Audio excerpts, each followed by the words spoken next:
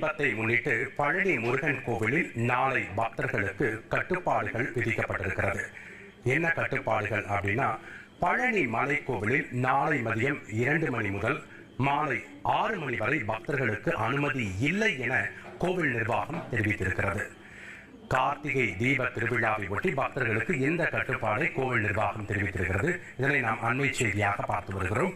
மேலும் பழனி முருகன் கோவிலில் நாளை ஒரு நாள் மட்டும் தங்க ரதத்தில் சாமி புறப்பாடு நடைபெறாது என்றும் கோவில் நிர்வாகம் தெரிவித்திருக்கிறது.